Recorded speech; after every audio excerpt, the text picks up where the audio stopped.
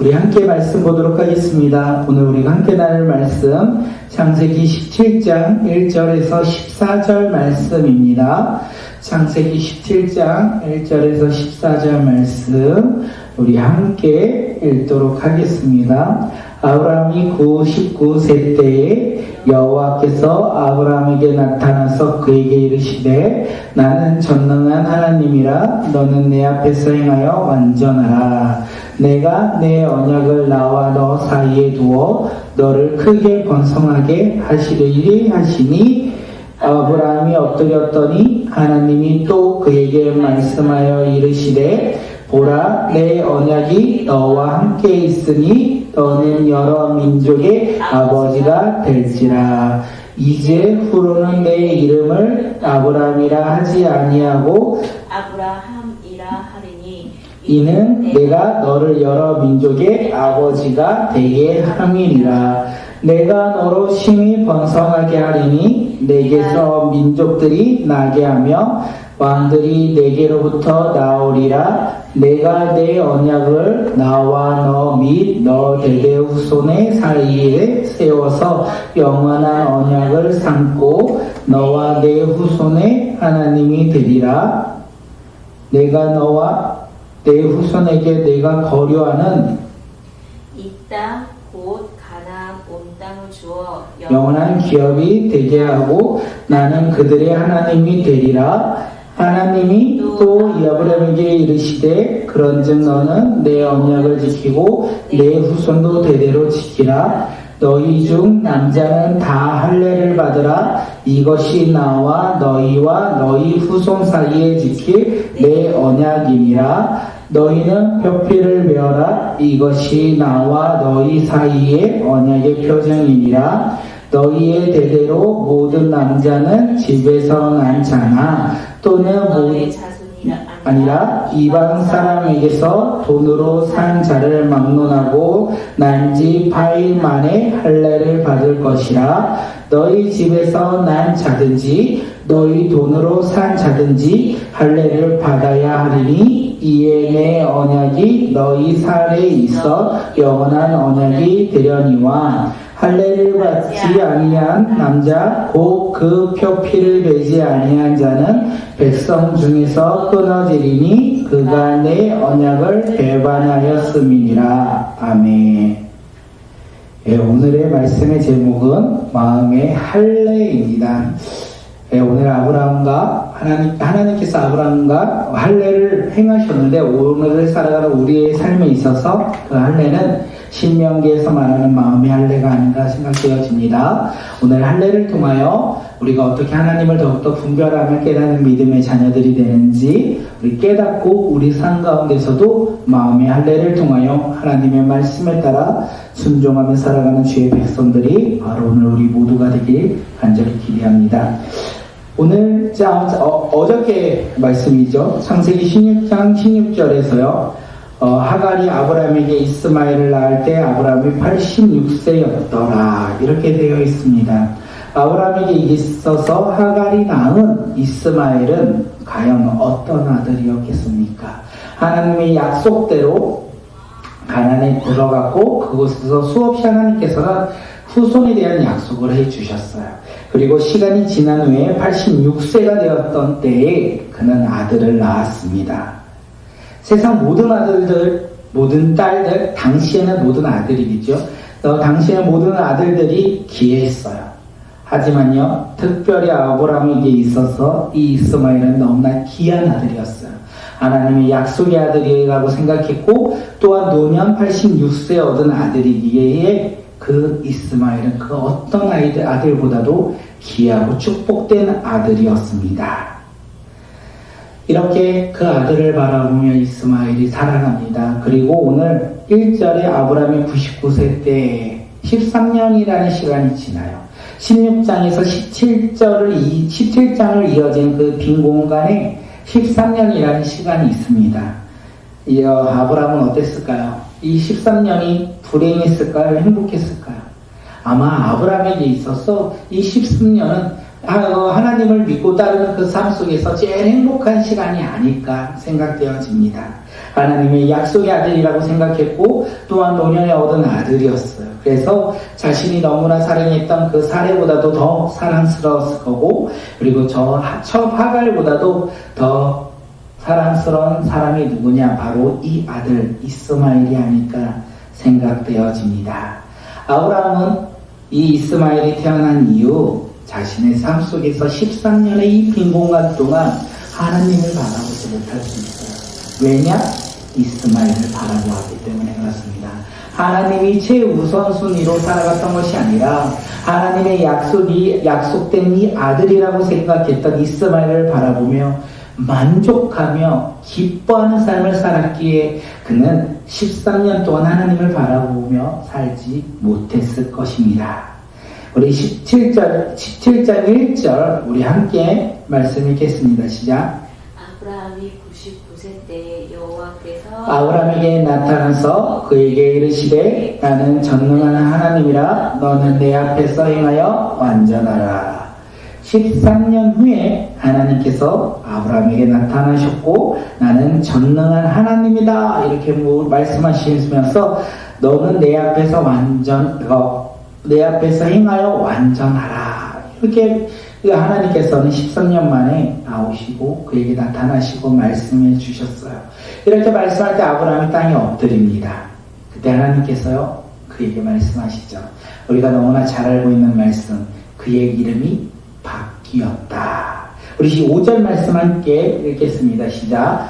이제 고로는 내 이름을 아브라함이라 하지 아니하고 아브라함이라 하리니 이는 내가 너를 여러 민족의 아버지가 되게 함이니라.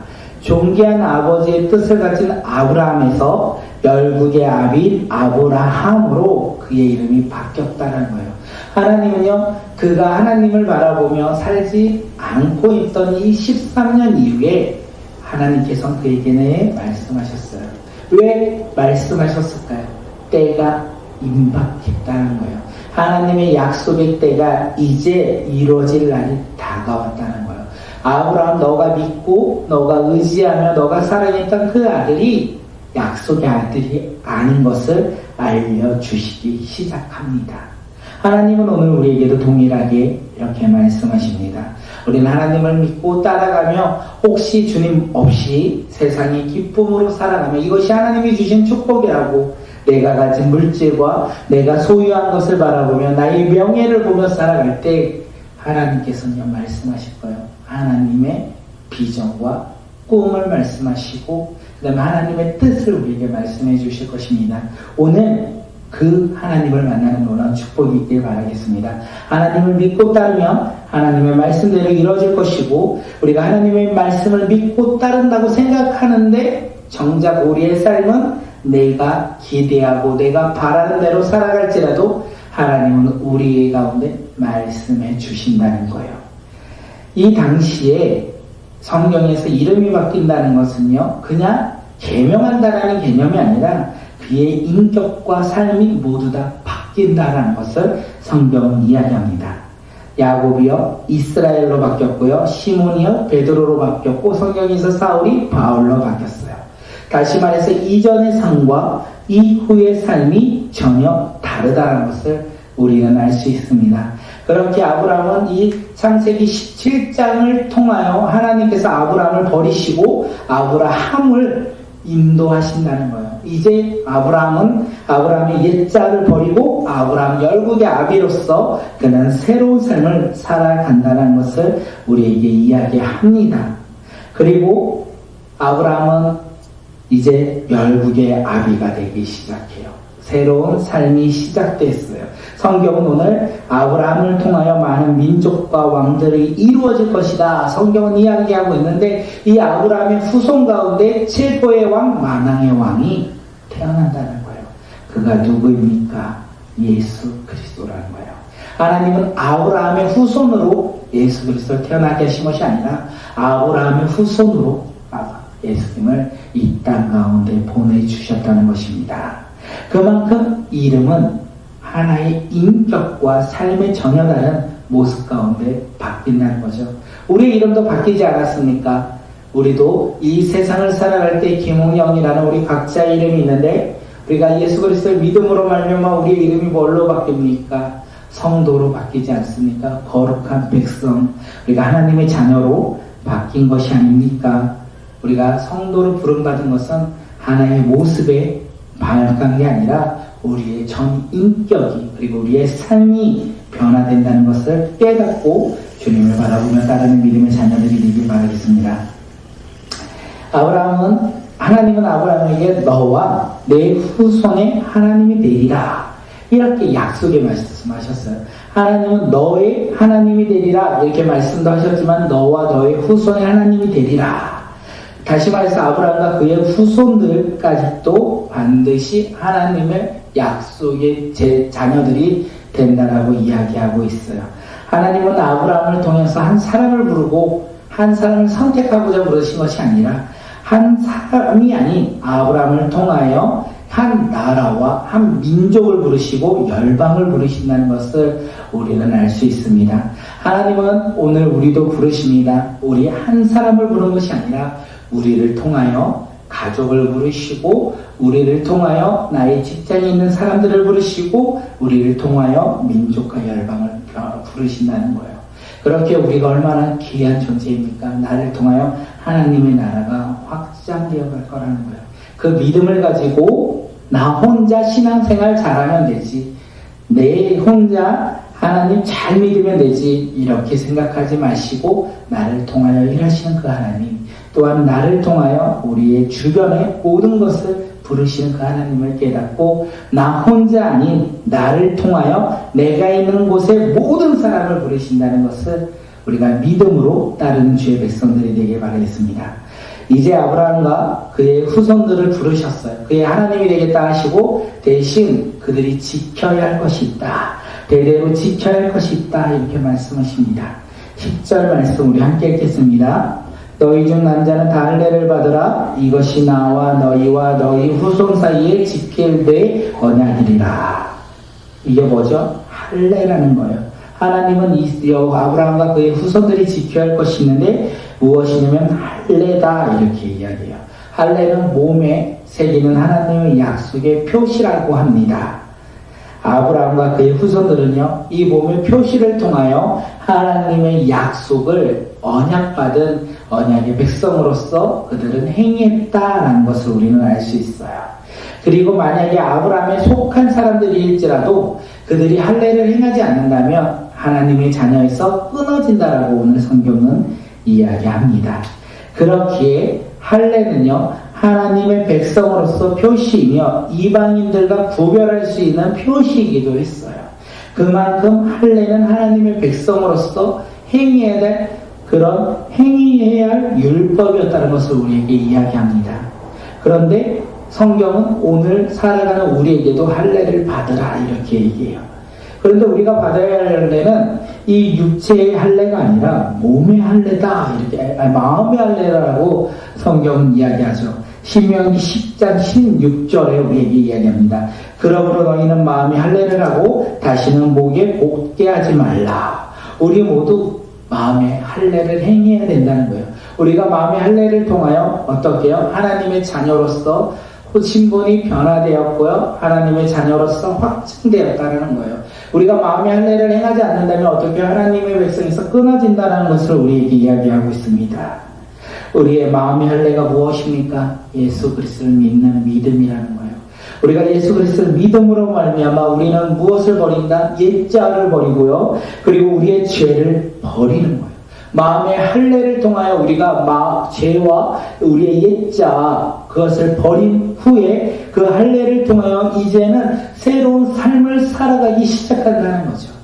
그것이 무엇입니까? 성도로서 살아간다는 거예요.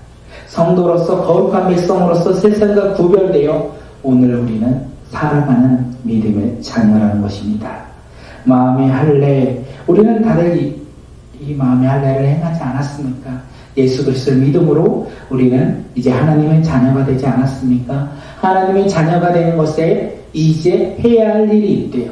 그것이 무엇입니까? 하나님의 말씀에 따라 살아가는 믿음의 삶이라는 거예요.